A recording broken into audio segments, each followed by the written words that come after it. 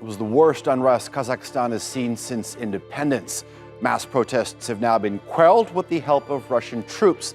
The president says the nation survived a coup attempt and that terrorists are still being hunted down. But has the turmoil truly been resolved or just suppressed?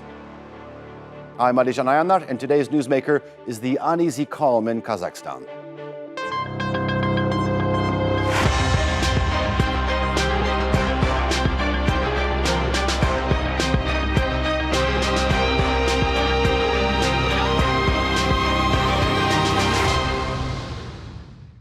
Kazakhstan's leader announced on Monday that order had been restored following the worst violence in the country's modern history.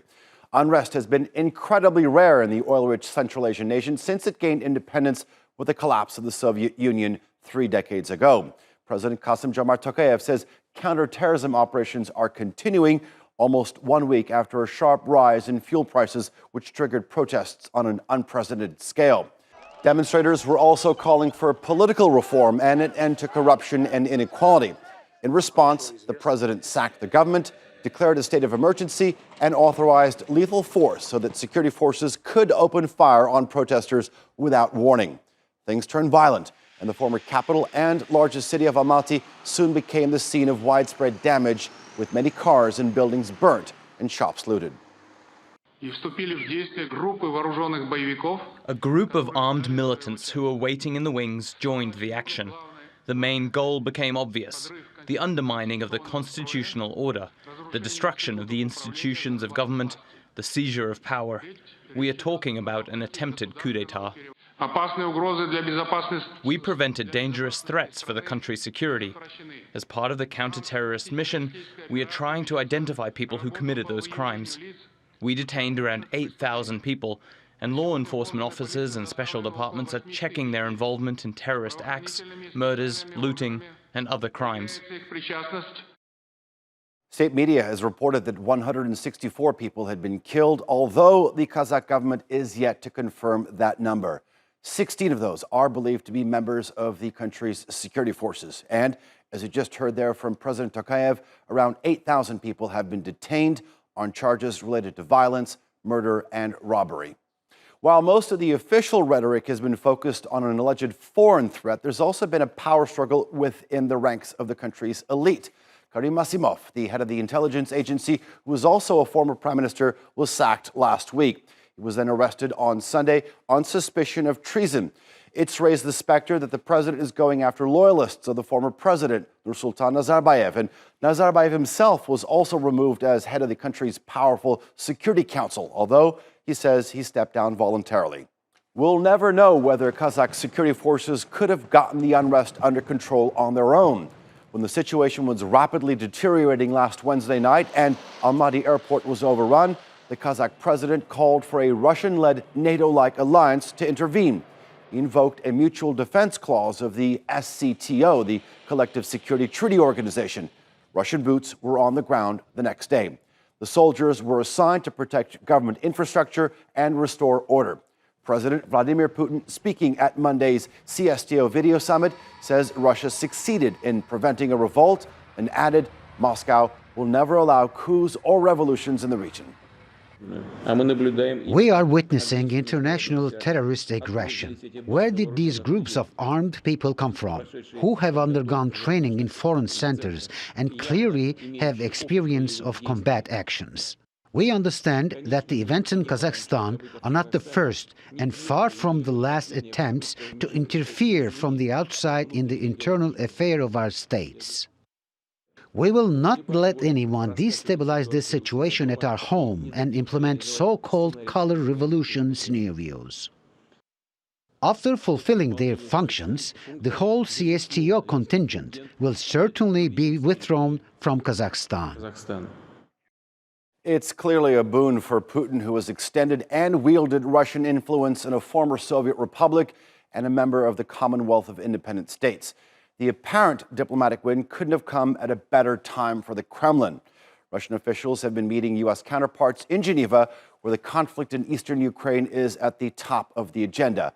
But while Americans seek to de-escalate the situation there, U.S. officials were caught off guard by Russia's deployment to its neighbor in the south. This is what Secretary of State Anthony Blinken had to say in an interview with ABC News. Kazakhstan has the ability to maintain law and order, to defend the institutions of the state, but to do so in a way that respects the rights of peaceful protesters and also addresses the concerns that they've raised, economic concerns, some political concerns. We have real questions about why it was necessary to call in this organization that Russia leads and is a part of. These ought to be things that the government of Kazakhstan can handle on its own and handle in a rights-respecting way. Not wanting to be outdone or left out, China too has now offered its assistance for law enforcement and security in Kazakhstan to help oppose what it calls interference by external forces.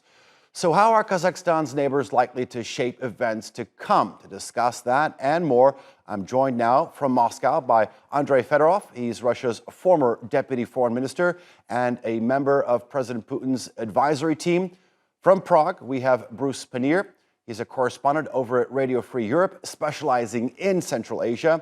And completing our panel is Samuel Ramani, who teaches politics over at Oxford University. He's also an associate fellow over at the Royal United Services Institute. Gentlemen, welcome to all of you. Bruce, I want to begin with you. President Tokayev has repeatedly called the people involved in this situation terrorists and murderers. President Putin, as you just heard there, also made the reference. Are they? You know, I mean, that is so unclear at this point. They were having problems. There had been peaceful protests all along, and not long after violence finally broke out, that was when we first heard the term. At first, I think it was foreign-trained terrorists, but then it became foreign terrorists. And last night, or yesterday on Kazakh state television, they showed a citizen of Kyrgyzstan who had clearly been beaten.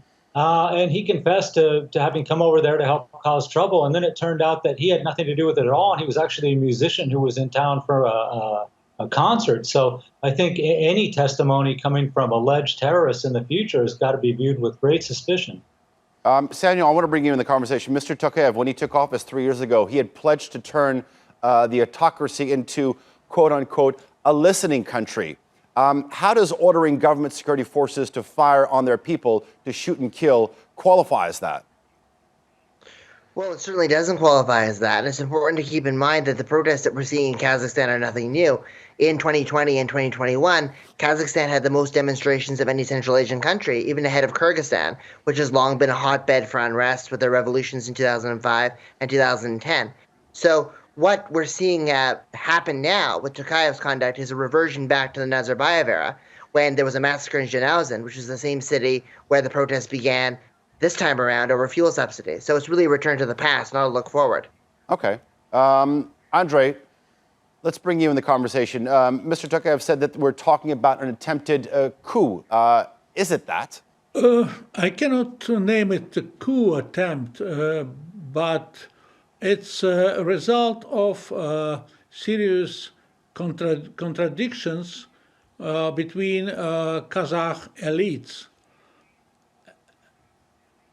And this is the reflection of the growing tension between current President Tokayev and old system guided by Nazarbayev.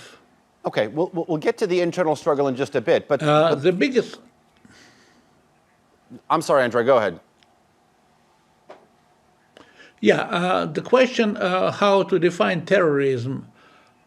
Of course, these riots, which has happened in Almaty, could be described as a terrorist act, but there is a very big question about foreign involvement into all these events. Okay, talking about the foreign involvement, I mean, how significant is it that this is the first time the deployment of CSTO forces in the 30-year history? I mean, how significant is this? Well, this is very significant because it might be a model for further actions because the situation in other countries of Eurasian Union is not the most stable. We might face troubles in the end of February in Belarus when there should be a referendum on new constitution. and also situation in Kyrgyzstan and Tajikistan is very far from being stable. Bruce, I want to talk to you about sort of Russia's previous interventions. When you look at Georgia, in Ukraine, Russia intervened in these countries primarily to oppose pro-Western government hostile to its interests. Do you think that the situation in Kazakhstan is different? Oh, absolutely. I mean, there was no indication that this was pro-Western protests or anything. I mean, these were purely protests against the government's failure to enact reforms, economic and political reforms that they promised. It didn't have any hint that it was being guided from outside the country. Okay, Samuel. I mean, talking about the CSTO. I mean, there are some elements within the country, including some from the demonstrators, as well as opposition figures who have spoken out, and they could put up resistance, or sometime sooner or in the future. Well, I mean, certainly there is scope for resistance coming from multiple levels. I mean, obviously there's demonstrators who are coming out and are very aggrieved by the fact that there is the increase in fuel prices and subsidized fuel. That's a local issue. I mean, you're seeing that in the increase from 11.28 cents is a major deal for them. Also, there's some oligarchs and some business leaders from abroad, most notably Mukhtar Ablyazov, who are ginning up unrest as well. So that's another area, but they are not really taken that seriously by the protesters. They're more getting international media attention. And then there's the intra-elite dimension that we're seeing between the loyalists of Nazarbayev and Tokayev, which Tokayev says amounts to a coup d'etat. So there's really three sources of opposition, but none of these sources of opposition are signs of foreign interference mirroring a color revolution or amounting to anything near the 20,000 terrorists that Tokayev claims are existing in the country right now. It really doesn't seem to fit those narratives at all. Okay. Bruce, I want to ask you a question on something that Andrei had mentioned. Do you think that the military participation of this group, which consists of Belarus, Kyrgyzstan, and Armenia, all of which have their own problems, both social and political unrest, could it actually make these countries more vulnerable to political unrest in the future, you think? I don't think I would go that far. I think that there was a statement made here, but it was a relatively small contingent of troops that they moved into Kazakhstan. It was amazing that they moved them in at all, because there's been unrest in other members of the CSTO, and they've never resorted to this. But it's still, 3,000, 3,500 troops is not a big number. It's certainly not enough to help keep order in a country that's falling apart, and Kazakhstan hadn't got to that point. So I think this is just a message. Kazakhstan has a 7,000-kilometer long border with Russia. Russia doesn't want to see instability in Kazakhstan. So anyone who was thinking about causing any further trouble in Kazakhstan now has seen that the Kremlin is watching and is not willing to let this go without acting on something. Andrei also mentioned the internal crisis within the country. So let me ask you again, Bruce. I mean, when the protests turned violent this week, the president responded by dismissing the cabinet and ousting Mr. Nazarbayev, who had retained great influence as sort of the leader of the nation. Why did he do that, you think? Well, I think this gets back to the intra-elite power struggle that's probably been going on. Admittedly, Nazarbayev is 81 years old, and he didn't appear to be in good health the last time he was there.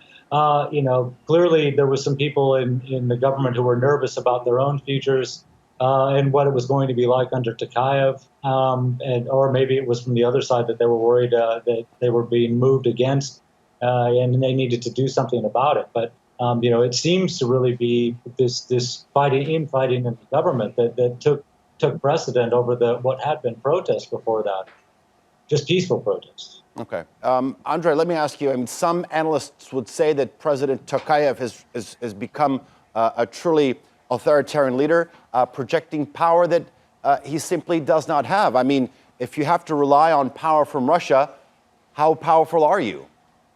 The question is that this situation in Kazakhstan showed quite clearly that military and security elite in Kazakhstan is split between previous leader Nazarbayev and Tokayev.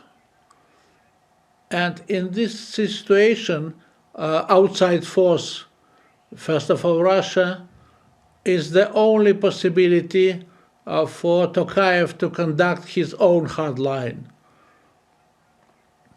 Because it's the troops which arrived to Kazakhstan, first of all, they secured Nur-Sultan, the capital, and in fact, they secured the system of power. Okay. Samuel, let me ask you, and sort of to play on the theme that Andrei put out there in terms of the split power dynamic. I mean, since taking office, the president really has not had to contend with any real political competition. But now the president has to contend with apparent rivals from inside of the top echelons of the government. Some people very close to Mr. Nazarbayev. Your analysis on that? Well, I think that, the main loci of unrest before that were basically people who were frustrated with the economic and political reforms not being met. As Bruce mentioned earlier, there were also a resemblance of discontent about China's growing influence in the country, particularly economic influence. And those protests were not new. Nazarbayev had to contend with those back in 2016 as well. So this is something that's been going on for quite a long time. Well, this intra-elite dynamic is what appears to be a new challenge. So it was probably something that was brothing under the surface that now has risen up. And it's a challenge that warrants, in his view, the entry of Russia and the entry of the CSTO in a way in which they haven't done before. Andrei, let me ask you, why do you think President Putin decided to take sides or choose to back Mr. Tokayev instead of Mr. Nazarbayev and Mr. Masimov? The answer is quite simple, because Russia and Kazakhstan are the cornerstone of Euro-Asian Economic Union.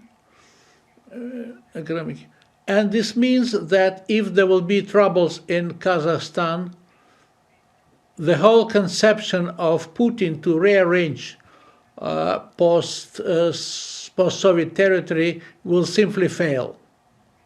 Okay. Samuel, for the Russian president, for Vladimir Putin, I mean, dispatching troops to the country, to Kazakhstan, is this sort of a low-cost engagement with high returns? Well, it definitely is a low-cost engagement with high returns. First of all, this is being clearly framed as something of a police mission, something of a troubleshooting mission. Effectively, the Russians are just going to be in Kazakhstan to restore order, to end the protests, ensure that Tokayev stays in power, and then they're going to pull out. Obviously, there's an internal disagreement, at least in terms of public messaging, as to how long the Russians are going to have to stay there. Tokayev was saying yesterday that the Russians will probably be out within a week. Serdyukov, who's leading the CSTO mission, was saying that the Russians could stay there for as long as necessary, and they might expand even the number of troops that they're bringing in if the disorder requires it. So it's the cost in exact terms is still unclear, but this is really a low-cost intervention. It's not going to be an expansive intervention like we saw in Georgia in 2008 or Ukraine in 2014, and neither does it resemble the so-called peacekeeping missions that Russia carried out during the 1990s, such in areas such as Transnistria or Moldova. So it's a short-term mission. Is it a short-term mission? I mean, Bruce, are they going to pull out? I mean, if President Putin is intent on maintaining a sphere of Russian influence, does this mean that the peacekeeping troops or the troops will not leave anytime soon? No, I really do believe that they're probably going to be there a very short time. This is obviously the presence of foreign troops on Kazakh soil is damaging to the reputation of President Tokayev. I mean, it makes him look weak. And it's going to, engender some resentment upon a section of the Kazakhstan society. So I don't see them staying long term. I think this really was a message to whoever is opposing Tokayev that Russia's backing him at this moment, and that it's time to either settle the differences or get out of the country, stop this altogether. Okay, Andrei, let me ask you. I mean, if this is a short-lived operation, is this moment of crisis for Kazakhstan a victory for the Russian president? I think Russian troops will stay a little bit longer than 1 week because there are some troubles might happen on the territory of the Republic still. And of course, for Putin, it's a political victory because after what has happened, I think Kazakhstan can forget about its multi-vector foreign policy. Okay. But there is one problem more. The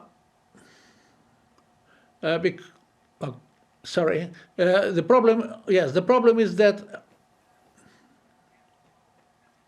in half a year, government of Kazakhstan should release now frozen prices, and prices could jump very high in half a year, and we can receive the repetition of the protests. Okay. Thank you, Andrei. Bruce, let me turn to you. I mean, let's take a look at the situation in the country. I mean, Mr. Tokayev's decision to welcome these soldiers, these tanks, these airplanes from the alliance, do you think this will sort of further erode trust in the presidency? Well, I mean, obviously, when you have to resort to calling in foreign troops to help prop you up and keep you in power, that doesn't say much for the people's view of his ability to run the country. So this is something that's going to be a long-standing problem for him, without a doubt. Okay, Samuel, instead of sort of genuinely listening to the grievances of the Kazakh people, do you think that they're seeing a leader who comes from a system that benefited greatly and now choosing to be propped up by Russia? I mean, how is that going to be received? Well, it's certainly not going to be received very well by the demonstrators, as Bruce said. I mean, it shows, on the one hand, a severe sign of weakness coming from the Kazakh government. It also shows that they're unwilling to make the reforms that are necessary. But will it necessarily lead to long-term instability? I think if you want to internationalize this discussion, if you want to globalize this discussion, an analogy that's being made is a comparison between Russia's intervention in Kazakhstan and the Saudi intervention in Bahrain. And that intervention, even though it did require the entry of foreign troops, it led to a quieting down and appeasement of the demonstrators. So it might not necessarily lead to a revolution or an overthrow of government anytime soon because of this foreign factor, but it's certainly going to undermine his status at home, at least temporarily. Multi-vectoral approach was also mentioned by Andrei. Let's globalize the discussion even more. China's role in all this, Samuel. Well, obviously, I think that China is treading cautiously about getting involved, particularly in terms of political interference, because I said earlier there was a spike in anti-Chinese sentiments that immediately preceded this. Obviously, China does not have the kind of security relationship that Russia has with Kazakhstan through the CSTO Treaty Alliance or through the upgraded defense cooperation agreement that Russia signed in December, which dealt with counterterrorism. The SCO, the Shanghai Cooperation Organization, is the only real institution that China is multilaterally involved with in Kazakhstan. It doesn't have that kind of policing function. But China is definitely looking at this as a color revolution because of their own experience in Hong Kong. Color revolutions have risen to near the top of their national security threats. They are endorsing Russian narratives. They are concerned about the impact of protests on the Belt and Road investment assets that they have there. And at least officially to a domestic audience, they're pointing to the 1,060-mile China-Kazakh border, which could lead to a spillover of terrorism into Xinjiang, largely an instrumental threat, but one that resonates very much with the domestic audience in terms of China's support for the status quo in Kazakhstan. And Bruce, do you think the West was caught off guard? Everyone was caught off guard by this. I mean, it wasn't just the West, and I agree with Andrei that this is going to be a problem because Kazakhstan has been under Nazarbayev was pretty capable of balancing its relations between China, Russia, and the West. And I think the West is about to have a little bit of a down period in its relations with Kazakhstan. That said, even Tokayev, he's been foreign minister and he understands how valuable a balance of relations with the big powers is. I'm sure he'll try to maintain as much of that as possible. I'm not confident in his position to do so, given that he's now in debt to the Kremlin for helping to keep him in power during this violence. Okay, if he's going to be indebted to the Kremlin, Andrei, let me ask you, how do you see the trajectory of Kazakhstan's politics and security in the future then? I think now Russia has much more chances to influence on Kazakhstan foreign policy, and can do it quite effectively because of the weakness of Tokayev.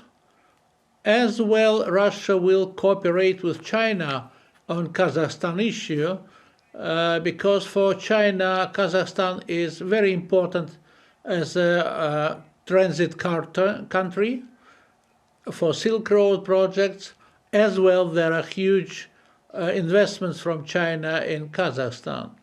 So I don't think that in this situation, West will be capable to restore its previous influence, which it had during Nazarbayev's era. Gentlemen, I want to thank you very much for all of your time. And thank you for watching. You can follow us on Twitter at @the_newsmakers and be sure to subscribe to our YouTube channel. For now, I'm Andrei Fedorov. See you next time.